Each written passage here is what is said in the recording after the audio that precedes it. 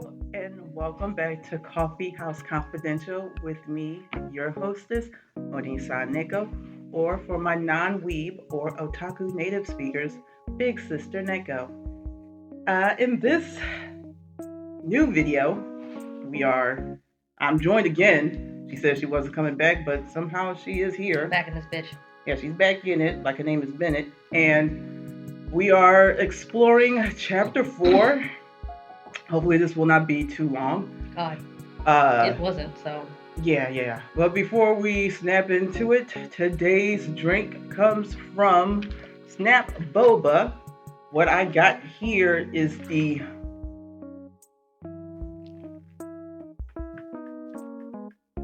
Blue Sky Milk. That took a minute. Ooh. It's okay though. I'm not trying to make this a bit. It's always a thing. But it has to be a bit now. It can't be a bit no more because my be. memory is not this bad. I have the Blue Sky Milk. First time being at this place, she did not tell me to shake this up. Oh, this is so much fun. We are going back. Oh boy. Reluctantly. On this heroin descent into owning opulence. It's called Make Up Your Mind About Money.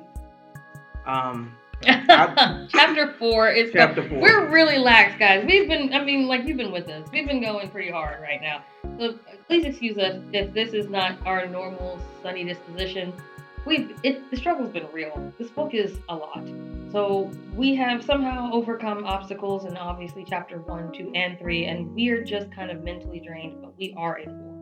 Well, here's the thing about 4. It basically just regurgitates everything she just said in the previous this is also true. 3 chapters. Me and my soon-to-be husband's fault. I'm going to get married, and here's the thing. A lot of people are like, you talk about your husband a lot. Before I got engaged to my son's father. Me and my son's father was engaged. I'm talking like 3 months, and nowhere in there did he say anything about him being married. So when I found out that he was married, I was a little pissed. But yeah, my husband makes me so happy. We went on our first date. At the end of the date, I just randomly asked him, was he married? He told me he was separated, so we just decided to be friends. My husband. I'm about to tell you. Okay. Go ahead. Because he was going to be my husband, right? I didn't have any So he proposed to you? No, listen and stop asking me a shit ton of questions so I can finish. Listen. He and I don't need a man to get on this is not a rom-com. I don't need a man to get on one knee to discuss marriage with him. If he wants to get married, we can sit down and we can talk about it. I don't need for him to do like this magical thing with balloons and shit and flowers. No, we could just sit down and we could discuss it because I'm a simple person. I'm the go to the justice of peace type of chick. Out of the many miscarriages I've had and the abortions that I've had in my past, it just was difficult for me to fathom the idea of getting pregnant. And here I am, 37, and pregnant. I am 5 weeks pregnant. I'm pregnant. I'm almost 40, and I'm sitting here pregnant. I'm pregnant. As a pregnant woman. I am 8 months pregnant. The way that I ended up pregnant is kind of funny because I planned it. Priest and I were planning it so long. He meets me. We don't even date a solid 6 months before I'm pregnant. This was purposely orchestrated by this dude, and you can't tell me otherwise. And I had downloaded this app on my phone called Ovia, fertility. And I was basically just trying to track when my cycle was coming on and when my fertile days were.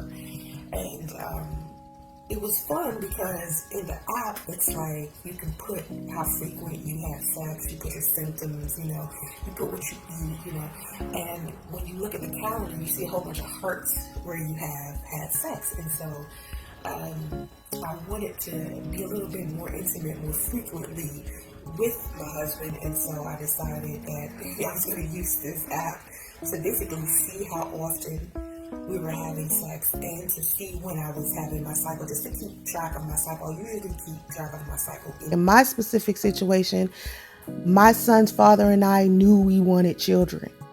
We knew we wanted children together. We spoke about it over and over and over again. And it was something that we wanted to do in the future, right? And it happened earlier than we thought. But instead of, me being afraid and allowing that fear to create panic in me, I decided to revamp the plan. Okay, it's coming earlier. What can we do about that?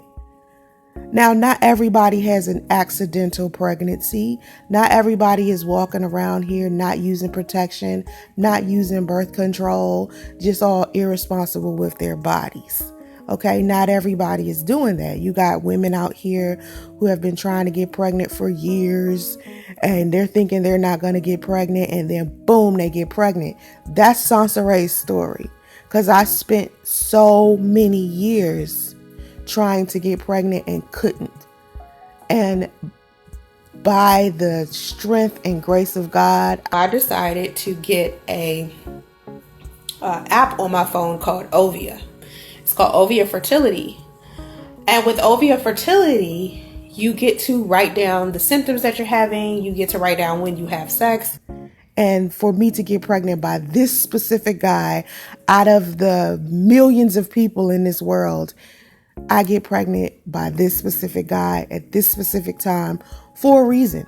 I planned a pregnancy. She says she downloaded a pregnancy app to trap a married man fast. Let's talk about, well, again, like I told you before, Obsidian, you got one more time to give this man shine before I'm just gone. Dudes like that, they don't know how to let shit go or move forward. Let's talk about the pregnancy app just to satisfy this dude. Yeah. Because he's like this, just... Yeah, this is a new one to me. Go ahead. Yeah, this is this weird shit, because trolls are, they kind of weird. Yeah. And mentally unstable. So when women, and if any man who has, you have a girlfriend, right? I do. So we keep up with our cycle. Yeah. Okay, and during that time when I was pregnant before I got pregnant with my son, me and my son's father was like we lived together in a hotel. We was looking for a place to live. Gotcha. And because I was sexually active again after I hadn't been for such a long time, because I go on long bouts of celibacy and abstinence, I downloaded an app to keep up with my period. And during that time, they didn't have a lot of period apps. They just had pregnancy apps. So me and my son's father would look at the days that we would have sex versus the days that I would be menstruating. And we just kept up with it.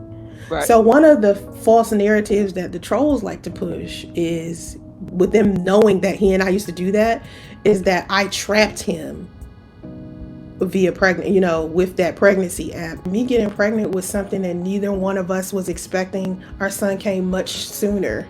Well, I was sitting here planning on being pregnant. And I think it's fair to say, especially in light of the fact that you already had a previous child, that you know how this works. If you have unprotected, rumpy bumpy time, and you're still of a fertile type, a child can result from that. That's the purpose. That's the purpose of the app. The app was supposed to make it to where we would have sex with each other when I was less fertile. Well, less fertile does not mean menstruating. Less fertile doesn't mean no. But if you know anything about vaginas, or uteruses, which apparently you don't, there are times. Listen to me. I'm about to teach you. There are times within a month where a woman can have sex and she can't get pregnant because she's not menstruating during that time. You understand what I'm saying? Like, there's certain, and it's only a handful of days. It isn't like, but when I got pregnant with my son, I wasn't using the app yet. I hadn't even started using the app yet. Yeah. By the time I started using the app, I was already pregnant. Yeah. So either way, it doesn't matter.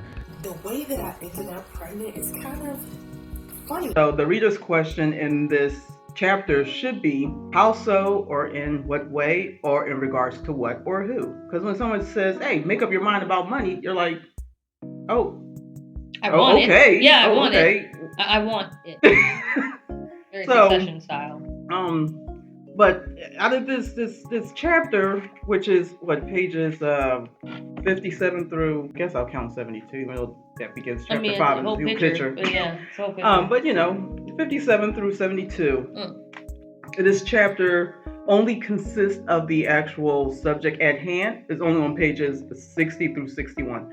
Everything else is just all about her ex married retarded boyfriend, and then it doubles down a little bit later on to just talking about social media.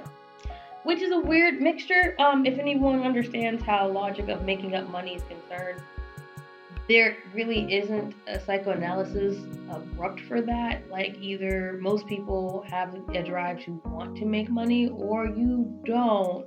So making up your mind about money, circles will be jerked. Yeah. So the answer to this chapter is right here on pages 60 through 61. The mind is a powerful thing, especially when it comes to anything you want to manifest that can create a better life for you. If you have a poor mindset, you will continue making poor decisions, even the financial ones that keep you living from one paycheck to another.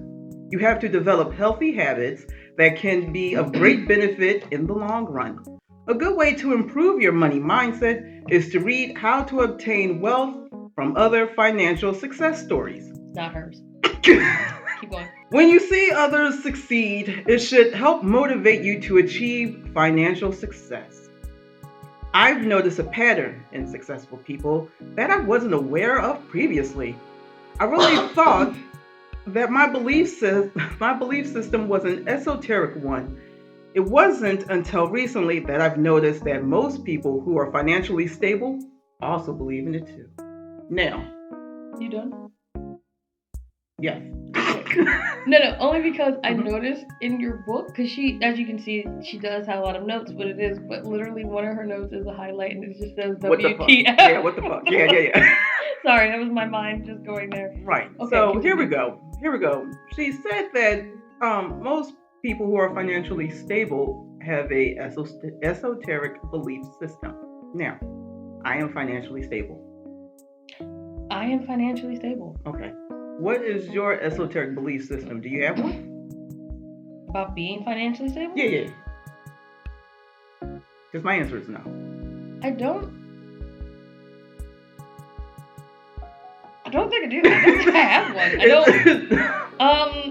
Remember that earlier part I mentioned? Mm-hmm. I don't think I have one. No, you just think your belief system is if I don't go to work, then I can't pay my bills. I mean, but that's also logic. So is it belief or is it just logic? It's belief. Okay. Yeah. Then yes, my belief and my logic both stem from the fact that if I don't go to work, I'm not going to pay rent. Yeah. So according to her, she noticed that most people who are financially stable believe in it as well. Continuing on, again, this only consists of whatever pertains to this chapter. A few. Alright, now you got that one. A few hard things that someone has to overcome in order to become a millionaire is fear, rejection, acceptance, and imposter syndrome, all of which will plague you at once during this journey. This all boils down to a series of decisions. There is no wrong way to go. Even if you seemingly make the wrong turn, the universe will give you signals and redirect you.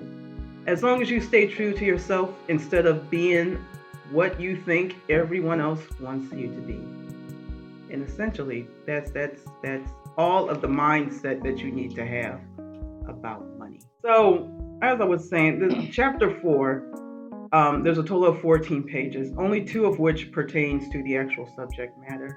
The remaining 12 is still just her focusing on her ex, still throwing up all of those emotions, and then makes a hairpin turn around 62 to start talking about social media.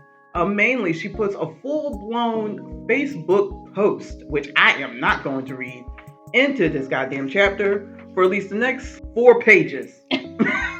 It's just... What is that? 4 pages. The next 4 pages, starting on 62, is just purely her Facebook post, which has nothing to do with money. It's just this one thing that stood out to me, which I'm about to hit in a minute. But essentially, 86% of this chapter is just still her going off of her bullshit, plain and simple. And the thing that is more damning about reading this chapter is that she doesn't even pose any questions to the reader. Because as I said, when you read this chapter, the reader already has questions like, well, what do you mean? How so? In regards to whatever. She's not even trying to challenge her reader by having some of these questions. For example, do you want your money to work for you? Do you see money as a means to an end? Does money make you happy? Do you want other people to be involved in acquiring said so money? Neko, basically you're saying is this chapter is supposed to actually make you think. Yeah. And it doesn't do that. Right. Huh. Yeah, you're supposed to reevaluate from what the chapter says, make up your mind about it. So I must be confused. But like you're not posing any questions as to why am I confused? A little bit checks and balances, but she doesn't do that. Yeah. How involved do you want to be in acquiring the money? These are all simple things. If you want people to become financially stable, is what you, the author, should be asking me to make me think. Oh well, I don't think of money that way. Maybe I do want to take a more leisurely route to getting money. Like passive income. Maybe I want to get some stocks and like let my money grow that way, like many other millionaires and billionaires do. They don't actually work. Their money does it for them. But she doesn't even ask us any of that. So basically, the takeaway of this chapter is to change your mindset, i.e., just believe you can do it, and the universe will just do the rest. And don't change. Nope. Don't adapt. Nope. Don't learn any lessons. Just keep doing what you're doing, and the money will come. Then the money will come. How so? Well, halfway. Page 62. There's something that really stuck out to me. After she finishes going off about that, she then brings it back home to I need to bitch about my ex some more. She will never ever not bitch about the whole book is about him. That's the most important thing. I'm gonna hijack this for one quick second because I feel like we've talked about this multiple times. I'm getting kind of dry. No problem. And I feel like we haven't really talked about this on camera since our recordings have been happening. But over the course of both me and her reading this book, I noticed something very interesting. And I noticed that there were moments of black girl clarity, if you will. And black girl clarity, what I'm saying is there was something, not a lot, for this particular individual, this particular black woman, that were like clarity moments. Moments where, oh, okay, I see what she's trying openly to say. And then she says it, I'm like, oh, okay, yeah, all right. And I'm following her pattern. And I mentioned this Neko basically saying, I think she wrote this book backwards. Basically saying there was a time where she was trying to write a book at this point in her life about being financially free. And then chapters, what I would say like 4 or 5 through like 7? Yeah, 5 or 7. Yeah, seem to have been coherent. But because that's not a book by any means of the word, she had to go back and have filler. So basically she started writing about her own problems after she realized she didn't have enough knowledge to consider this a viable book. Right. Thus, the encompassing of her ex and everything that led to her ex and how it all led to it being his fault came into fruition. And still, we have not even established that she's on the come up. We're still in the trenches fighting for our life. And there's no timeline. So if you have decided to keep up with us and our journey and you have some weird, almost conspiracy board behind you where you're trying to pull numbers and dates and times, kind of like Neko's book, you're still in what the fuck land. So just buckle up because we're not done yet. That's right. And the fact that she uses mindset, which is the laziest way to becoming a millionaire. I've never heard of any person who came into millions that wasn't including inheritance, because you just lucked up in the DNA pool. Everybody who is a millionaire, they've all talked about how they were proactive, whether they invented something, hell, even if they stole something. Yeah. There was just recently a heist of over $30 million in California. Yeah. And that had to have a plan. That had to have a mindset. it takes effort Effort. to want to come into millions. Yeah. And just to sit on your fat ass Yeah. and think your way into being rich.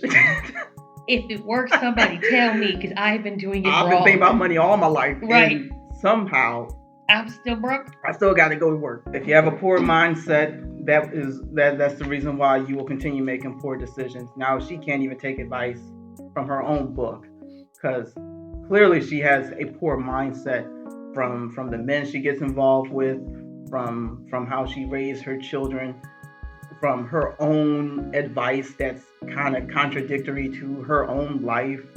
And like, it explains a lot about her as to why she is still in the position that she's in. I mean, you said it in the book, Miss Soncerae, Monique. Poor mindset equals poor decisions. All right. We already discussed my what the fuck moment, which was oh no, we didn't. No, we didn't. I saw it. You saw that? Yeah. I had another what the fuck moment. Okay, so here we go, going off of her saying, poor mindset makes poor decisions. So 62.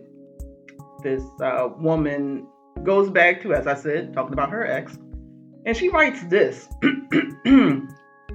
Someone said to me that the lesson I should have learned is to not date someone if they aren't fully divorced. That doesn't sound logical to me. I am an independent thinker, of course, so I disagreed with this and I posted my thought. And then it goes into this whole thing. That's where the Facebook post comes in. Which it is a Facebook post, though I do not believe it's still up as of today. You think I'm digging for that? You know how long ago this was written? So more than likely it is not still up. She has It could damn well still be up. Ain't nobody digging through this. But she scrubs from time to time, and I doubt she needs the space. Right.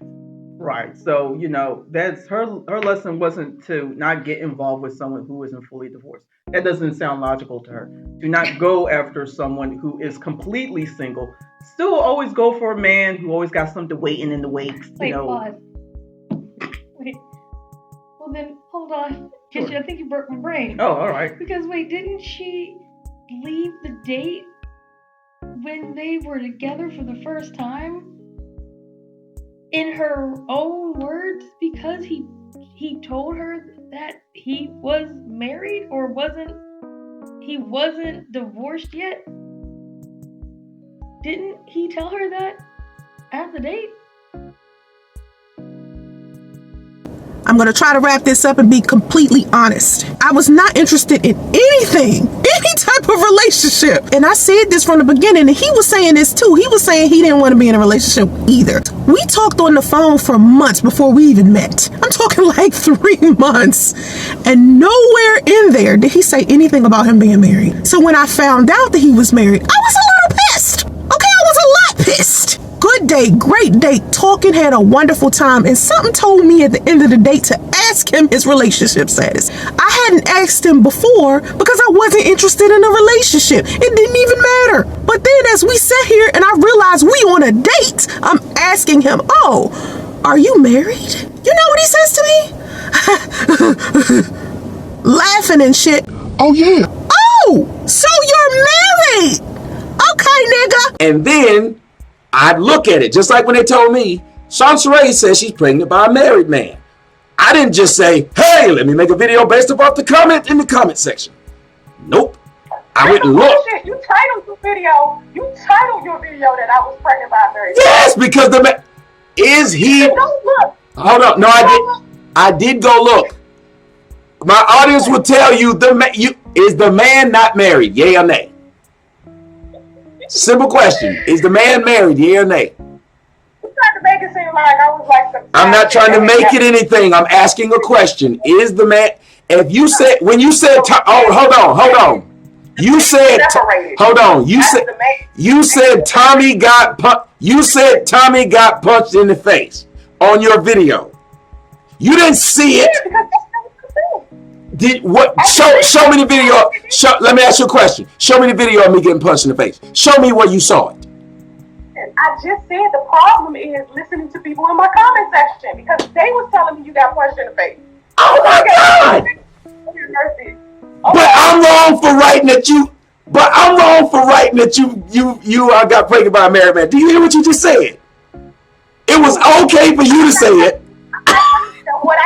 I'm not telling you that I wasn't wrong. I'm telling you that's what I've been doing. That's wrong the whole time. We both doing some shit wrong. But I'm asking you a simple question though. Is he married? Yay or nay?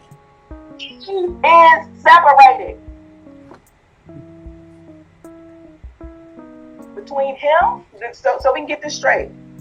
Him, his wife, his mother, his brother, all of them kept telling me he's separated, and he's been separated for 2 years, and I have nothing to worry about. That's why we've been in this solid, full relationship all year. I've been around his family, his mom, me and this quote unquote wife of his have rapport. So it's not that he's this married, faithful dude that I got pregnant by and I've been a side chick. It's been people have been encouraging us to stick together through all of this while he gets his paperwork finalized. That's what's been going on. But for me, I tried to have an open mind with the situation, and that's something I wish I did not do. Because when he first said to me that he was separated, I wish I would have walked away then. So I'm telling women the experience that I'm going through. Just because you got a man and his quote unquote wife and the man's mother and the man's brother telling you that you don't have to worry about this marriage, that marriage is over and blah, blah, blah. Do not listen to that shit.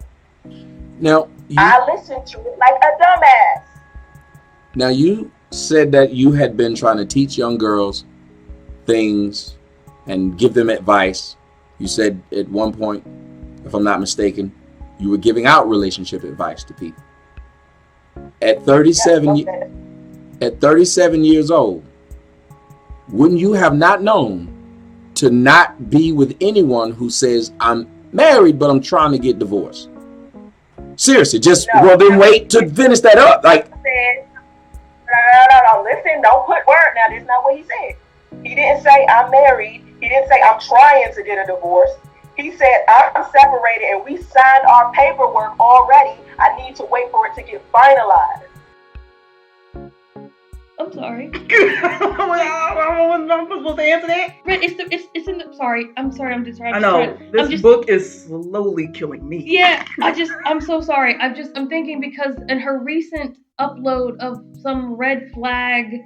Oh, red flag series. Series, she says, I don't think he said he's married. I think he said he was separated.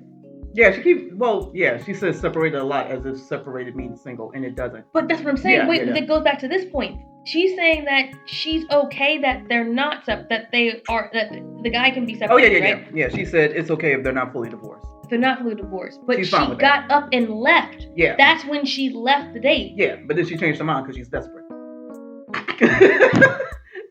I absolutely don't want to date no man who got kids. Turn around. I got a man with 5 kids. I was saying so bad. Okay, I'm sorry. Okay.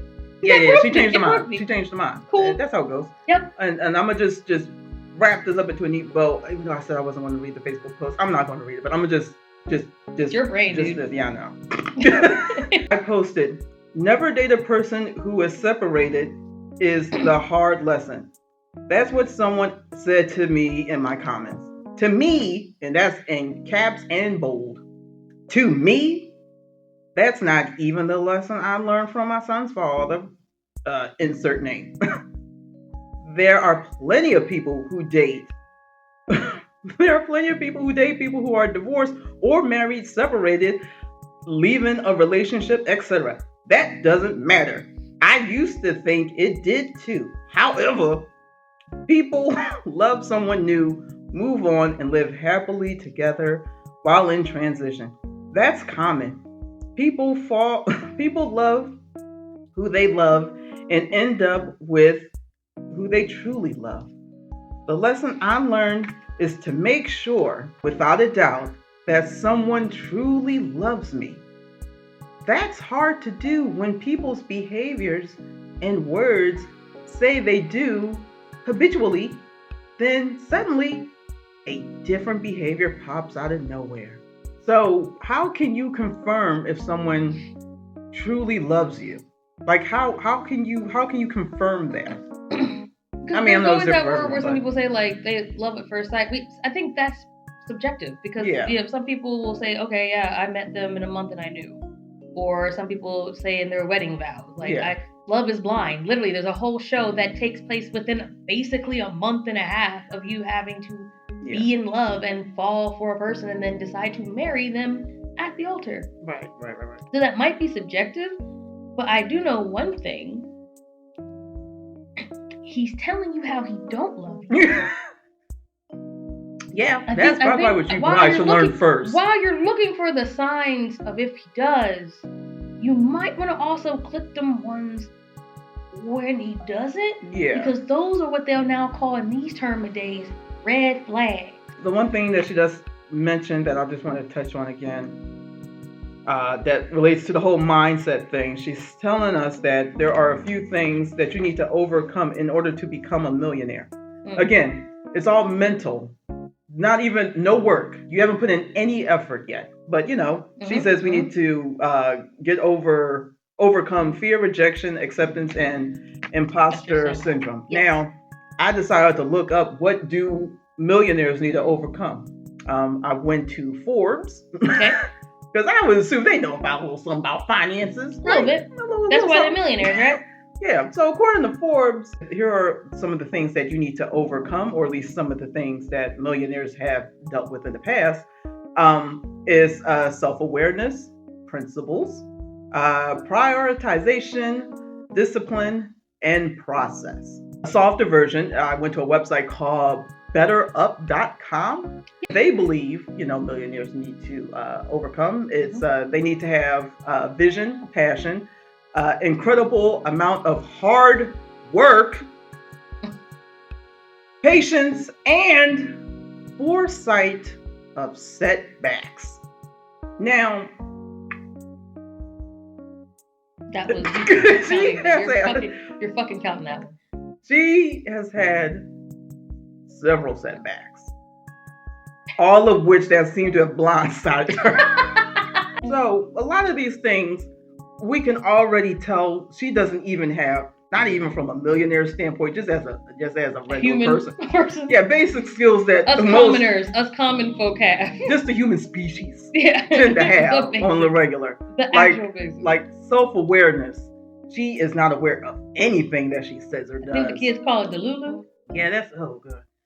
She has no principles. Like, at all. Well, what if she does? Hold on. No, because she doesn't. Because if she did, then there's something that she can stick to and be persistent on. I'm sorry, I know I'm coming off real aggressive, but I'm like, it's cool. Prioritization, because she has no principles. She doesn't mention anything about principles. She doesn't mention principles. Not a single one. Even when it comes to relationships, she doesn't have like a set of principles. Like, this is a hard no for me. This is a hard yes for me. This is what I like to see in individuals. This nothing. Not even that. You know what she should be prioritizing? For everything. Oh gosh, I mean, how is it really that obvious? Don't even do that. Discipline. Clearly, she has no discipline because she doesn't even have like a set schedule she can stick to when it comes to her work, or she complains about her own schedule. She complains about that, which is crazy because you're an entrepreneur. Don't you take care of your own shit? You set your own schedule. And yet, process. Skip it. Vision. She has plenty of visions. She has plenty of passion. All of which she pivots between. Sometimes she wants it, sometimes she don't. Yeah, that's very true. Incredible amount of hard work. She does not. We have never seen work. Never seen her. But we've been told work has been done behind the scenes. We are told that she has even recently turned down money because we gonna touch on that. I'm just saying, this is like we have been told that money just happens. Money just monies. Yeah. Yeah. Just think and talk. It'll come to you. Meditate on it, manifest it, and it'll just come. But the thing is, this book's supposed to tell you that just like her, money, all those things should happen. And I should be rich by it. I should be like. We're still on the rich. journey. Good point. We're still on the journey. So according to these two reputable sources, which is nothing like what she tells you, like fear. You have to get over fear of becoming a millionaire, rejection, acceptance. Where did she get her shit? I don't. Where did you even source the source? This may be more self-telling than. than pro tips for being that feels like a hey, millionaire. this is my opinion of the situation. Absolutely. So, in conclusion, I know this is real quick. I don't know how was that. What, 10, 15 minutes? Maybe it's rough. It's a nothing chapter. It's a nothing chapter. It's a nothing chapter. It really doesn't hold water to like all the other stuff that we have to break down. But even to the point of like, it doesn't direct you to anything or anything. No. So it is a quick read because it's a nothing read. I mean, if that's your takeaway, it's just fucking 2 pages. Not even about your own mindset. Like it doesn't even address. Like we can make it longer just by conversation. If but we like, really wanted to dive into it. If we really want to dive into it. But at the end of the day, your takeaway is that unless you have thought about these things, do not expect her to give you help. No. She can't even help herself. She doesn't make up her mind about anything, let alone what she wants in a man or a relationship. That's the other crazy thing. I'm like, at least she can make her mind up on what she wants for a man. Nope. She doesn't even do that. Doesn't do that. Just keeps complaining about the same one that she had 6 years ago. I'm like, well, did you learn anything from that? The only reason she does is because that baby's right in her face. She is incapable of learning from her past mistakes, because I just read it, because she doesn't make mistakes. And also, those mistakes weren't her fault. So what is there to change, really? But also, she is deeply insecure. That's something that you would notice from the Facebook post. And lastly, she actually blames God. She actually blames God in this chapter, and that's in the Facebook post. And I'm going to bring that up right now. I've never heard anyone. Look, she's been saying it again. You ever wonder why God put you through some of the things that you were put through? On some like, what was the point of this? Like, why would God put you in harm's way? Why would God take you through the heartbreak or the health problem or the financial issue? And why does your whole life have to be like this test, these negative experiences to prove that you have faith in God? And you spend like majority of your life suffering in the name of God. You ever thought that? And people be like, God works in mysterious ways. And I'd be like, I'm gonna punch you in your mysterious ways if you say that to me again. People don't want to hear that. People are sick of hearing that. You know I was for a long time, my relationship with God was like distorted because I could not understand. God gives us all free will to be out here making whatever choice we want to make. But at the same time, it's like, why put it in front of me? Why put me in harm's way when I'm so faithful to you? I don't have an answer. I want my love of God to be reflected back to me. God uses torment and pain to teach us valuable lessons. That's hard for me to accept. When Christians tell me that, it's hard for me to accept. I'm Buddhist, and I used to be a minister. I used to be Christian. And there was so many things that just wasn't sitting right with me for the years I was a minister. I started off singing in the choir at church and going to church every Sunday, going to Bible study, going to revival, going to wherever as a teenager. And then as I got older, I started ministering and I started realizing that it was just too many flawed things about me for me to even be walking around talking about ministering. So as I've gotten older and I see a lot of people that I believe are innocent going through some of the worst things in the world, I always say to myself, like, why would God let bad things happen to good people? And so a lot of Christians tell me, God teaches us lessons through torment and pain. And to me, that sounds more like Lucifer. It sounds more evil to me. It's abusive. Like, if God loves me, why would God want me to experience these things? And someone said to me, when you do certain things, you have a certain level of consequences. And I'm like, yeah, I get that. But at the same time, it's like, hold up, though. Sometimes what we experience or whatever the consequences is, it doesn't match the crime to me. It's like some things aren't that bad. So why would the consequences be as bad as they are? I just don't get that. And it's one thing that I can't accept. I love God and I refuse to believe that all of the negative things that happen in my life is God's will. I think to some degree, like God has allowed certain things to happen to me.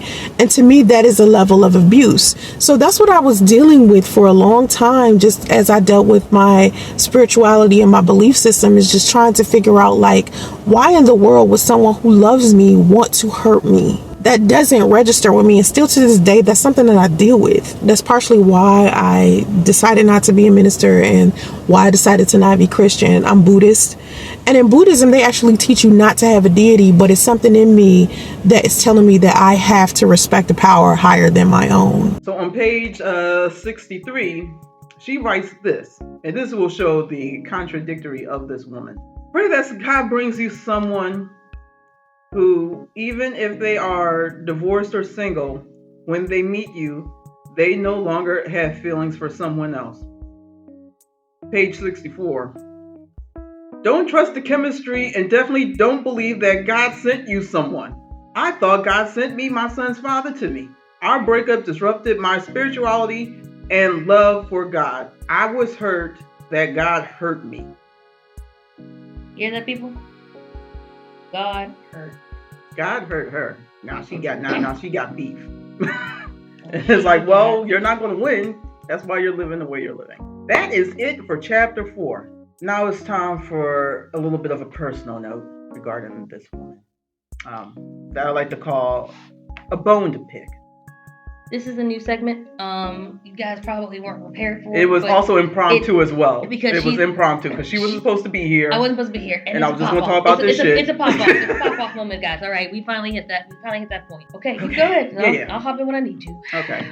So, because this chapter really had nothing going on, I have recently been blocked off of her Facebook page. That's fine. I'm already still in there, so it doesn't matter.